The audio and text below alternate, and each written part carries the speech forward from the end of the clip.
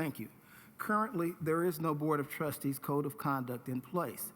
Instead, Article 9, Section A of the bylaws references a code of ethics and conflict of interest and states that the members of the Board of Trustees shall be guided by the provisions set forth in the Indiana Code and the university's principles on ethical conduct. Neither the code nor the principles sufficiently address the heightened fiduciary responsibilities of trustees. Additionally, the university's principles of ethical conduct do not include any procedures for handling violations of those principles. The majority of our Big Ten peer institutions have a trustee code of conduct or a trustee code of ethics. We have drafted a code of conduct for Indiana University trustees that addresses, among other things, the fiduciary responsibilities of trustees and a sanctions process for addressing potential or actual violations of the code of conduct. If the Board of Trustees approves the adoption of the Code of Conduct, it will replace Section A in Article 9 of the bylaws. And it is my recommendation that the Board of Trustees approve the adoption of that Code of Conduct. Trustees, do we have any further questions, comments?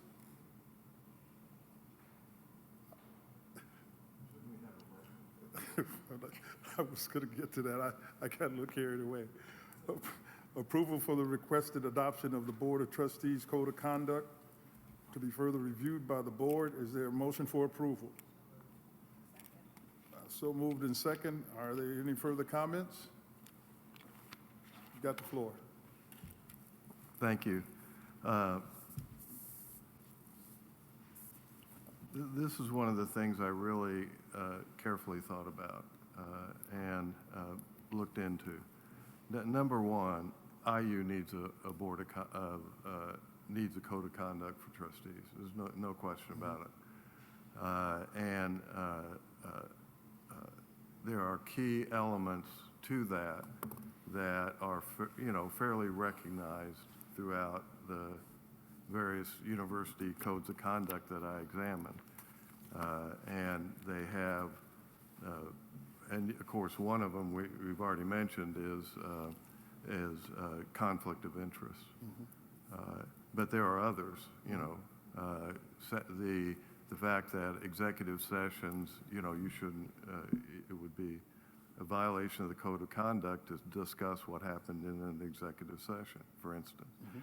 Support for board resolutions that have been adopted.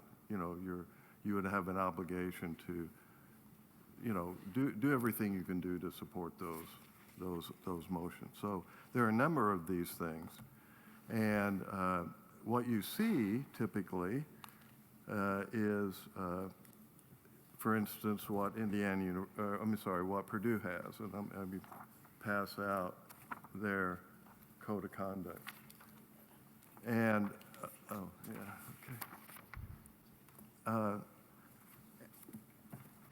Can you get that and make sure that gets over there, please? Thank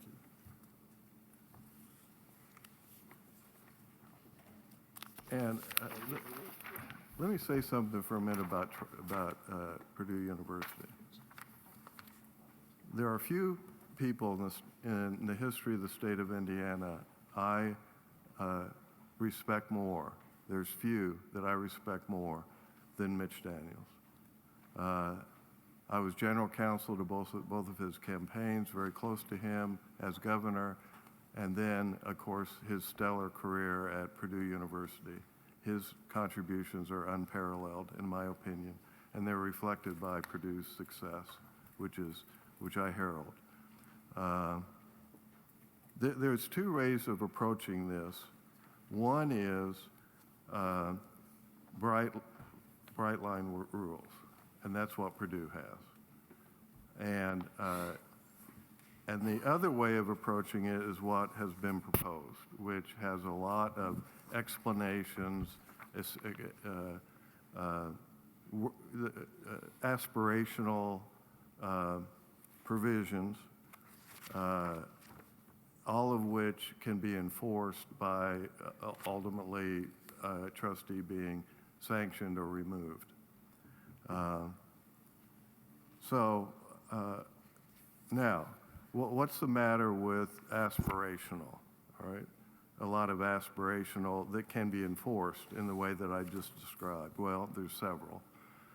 One is the issue of vagueness. It's called unconstitutional vagueness. In other words, words that are being used that you really can't ascertain exactly, what's the conduct you're supposed to engage in.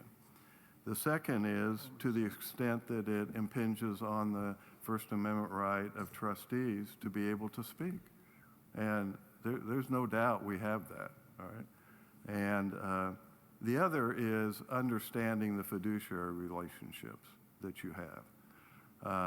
And, that's worth an hour or two discussion, in my opinion, because it's pretty profound and something, I've represented organizations for, 50 years, so this is something that, I'm really, interested in, concerned about, and want to see fulfilled, right? Now, the second part is vetting, right? And unless there's an emergency, I really believe that we need a process where, and now, of course, I assume this is public now, is it? The proposed? I beg your pardon? Is the proposed trustee code of conduct public? All right. It is not. And I see at the top of it, confidential and privileged. Can I talk about what's in here? Yes, you can. Okay. Okay, good. My preference, unless there's an emergency, is publicly disclosing things that we are to consider, whatever they may be, all right? They may be policies, they may be approvals of, easements, whatever the case may be. And then have a process for the committees to examine them and recommend to the board what should happen. This proposed policy suffers from that lack as well, vetting, all right? And it just has profound implications. So my view is we should refer this to a committee to gain comments from everyone, because it should be made public so that the people can comment on it, and refer it to committee to then recommend to the board what should be adopted. And I think, my preference is that become standard operating procedure, right? So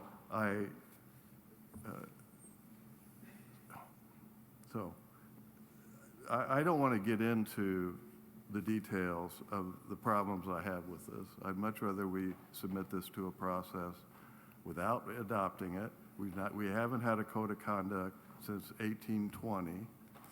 I don't see an emergency that would mean we can't wait 2 or 3 months to adopt a policy.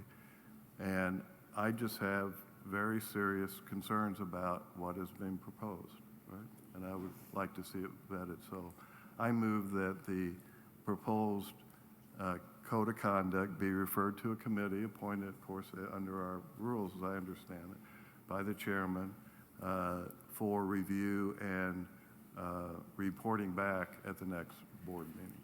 Here's you can help me, because we just had it, the motion.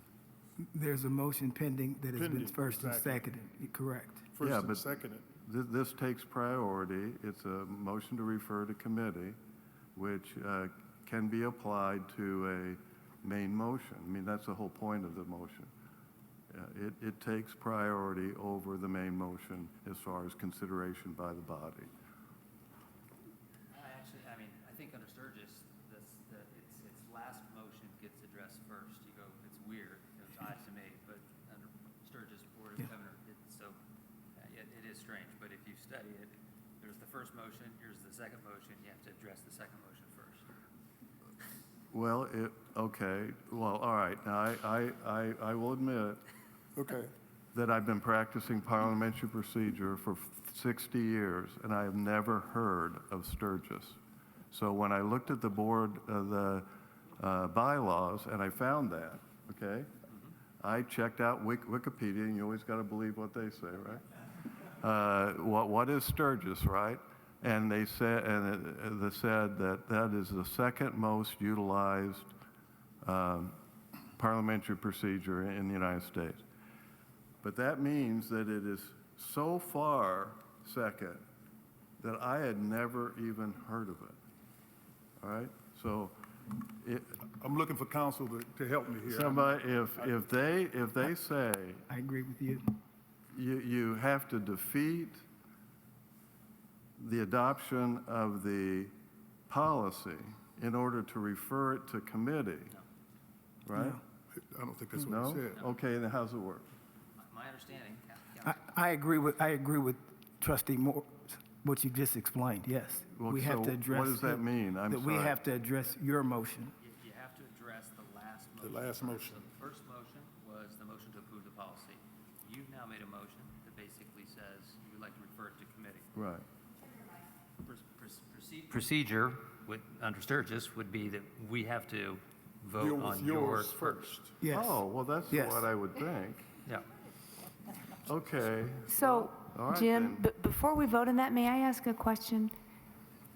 Your comment about having, I don't want to put where, I can't remember if it's issues or concerns or whatever about is it that there's things in there that aren't correct and would be a problem if we implemented it? Or is it that it's not written in as clear and crisp a way as you would like? I'm just trying to understand what the concerns at a high level are. I would agree with both of those. I think that it suffers from both. And, and I've annotated my copy, and I put a V where we have what I consider an unconstitutionally vague provision. For instance, that we are obligated, well, I should get that exact language. It's really interesting.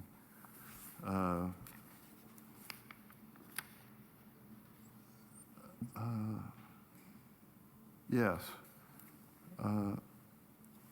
All trustees shall comply and conduct themselves in accordance with the spirit and letter of all federal, state, and local laws and regulations.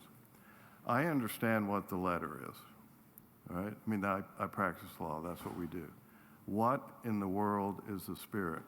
Now, if it's the Holy Spirit, okay, I know where to go to find out what the Holy Spirit wants us to do, okay? But the spirit of a law, that's an absurdity, honestly. Okay, that's helpful. I was just, thank you. So here, guys, this is very important stuff, but we've got to deal with it in the sequence based. I'm taking counsel, so we got to deal with yours first. Right. Okay. I understand. So- And that's right. And look, if I may, Chairman, so we've got 3 new trustees that have been on for 7 days, and we've got 3 new trustees coming on July 1st. So I think the desire to have it go to a committee of trustees and formulate the right recommendation is the right. I think that's a great step, and we should definitely do that. We're going to have 6 new trustees in a matter of 20 days. So let's definitely, I would That's where I was let me do going. that. I guess my only question would be, is there anything wrong with adopting this so we have something, because we got 3 new trustees, we don't know who they are, that are coming, so we would have a code of conduct, and that code of conduct would be adjusted within 90 days? I mean, do you feel that 90-day period is not something that we could live with? Yeah, I prefer to have the code of conduct, and you said it's important, we should have one. It's not perfect. It's going to be referred to committee, but I'd prefer to refer it to committee. But I would also prefer to accept it. What is the hurry for that we can't wait after 200 years? We can't wait 2 more The months. 200 years, I'm not going to object to think- that because I don't think that makes a lot of sense. Yeah. But I think the issue is that we just got some people that are going to come on here very shortly. So that to me, is so you have something in place when they come in, and then it's reviewed, and then you can fine tune it after that, Well, I take laws really seriously. as we all do. Okay, I know you do. And I take the First Amendment very seriously. And I take fiduciary responsibilities very seriously. And there would be nothing more damaging to this board than a complaint by someone against another over whether or not he obeys the spirit of the law. All right? It would, you know, and so it's important that we get it right at the first time, at the beginning, not revise it at the end. All right? It's important we get it right first, and there's no reason not to wait. Or we should adopt Purdue's. I'm sorry? We should adopt Purdue's. So the question on the table, given the rules here are, Jim has put a motion on the table, right? Or you did, correct? I did Okay, move to refer it to committee. I'm sorry? I did, yes, I moved to refer it to committee. And the question is, No, I think that, look, I think it should go to committee. I do, I agree. I do. so, I'm happy to second it.